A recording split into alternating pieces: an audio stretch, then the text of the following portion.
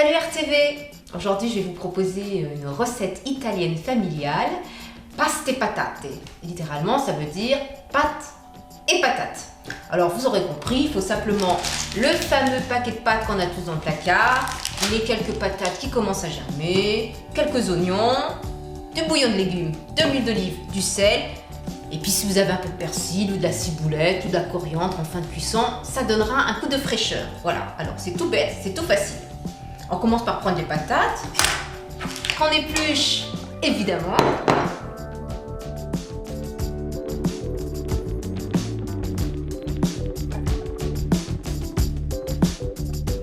Après s'être occupé des pommes de terre, on s'occupe de l'oignon.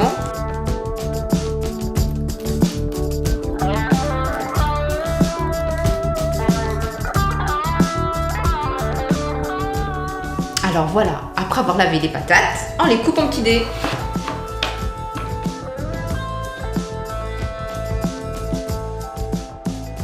Alors plus on coupe petites les pommes de terre, plus la soupe sera crémeuse et moins elle cuira longtemps. Et tout dépend des pommes de terre. Mais comme je ne suis pas une spécialiste des pommes de terre, on fait comme on le sent.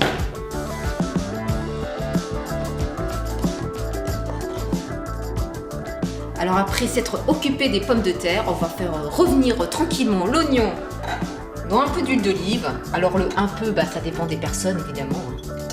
Vous aurez compris, c'est une recette familiale, on fait comme on le sent. Voilà. Certains trouveront peut-être que j'en mets trop, pas assez.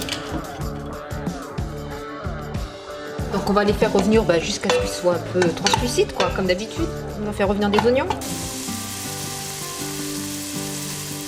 Les oignons ont bien frétillé. Maintenant, on rajoute tout simplement les pommes de terre. Voilà.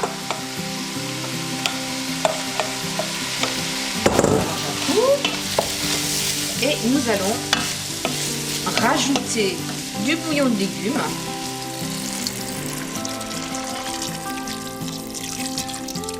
Voilà. Les pommes de terre sont donc recouvertes de bouillon de légumes. Et donc on va laisser mijoter tranquillement cette soupe. Et puis il faut penser quand même à mélanger de temps en temps parce que évidemment ça risque d'accrocher. Donc vous me dites, mais elle nous a dit que c'était pasta et patate. Mais où sont les pâtes? Alors un peu de patience, les pâtes arriveront tout à la fin. On peut rajouter aussi un peu de persil. Mais vous verrez que on en rajoutera aussi en fin de cuisson parce que finalement plus le persil cuit, moins il a de goût. Et puis ça fait perdre aussi ses nutriments. Alors comme vous avez remarqué, pour l'instant, c'est occupé que des patates, alors que je vous avais promis aussi des pâtes. Alors voici des pâtes. Moi j'ai des spaghettis. Alors comme c'est des spaghettis, je vais les couper en petits bouts. Vous faites avec les pâtes que vous avez. L'essentiel c'est qu'elles ne soient pas trop grosses.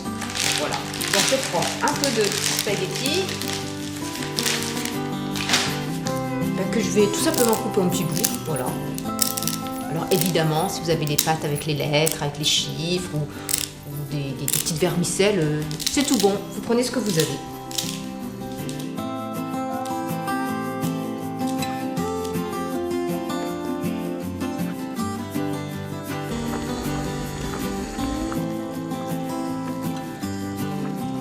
Les pommes de terre sont bientôt cuites, on en profite pour cuire les pâtes.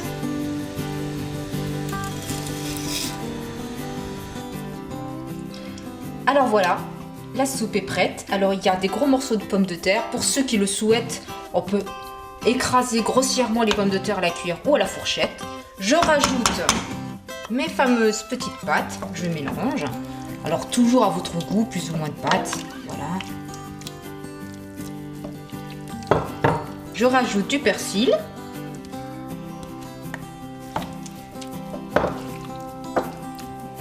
Un peu de poivre. Vous aurez remarqué que je n'ai pas salé parce que mon bouillon est déjà salé.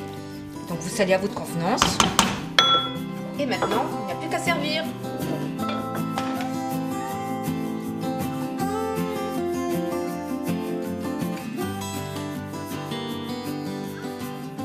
Alors voilà le plat pasta e patate, un plat typique italien. Vous pouvez aussi faire la version riz et patate. Comme son nom l'indique, on remplace les pâtes par du riz.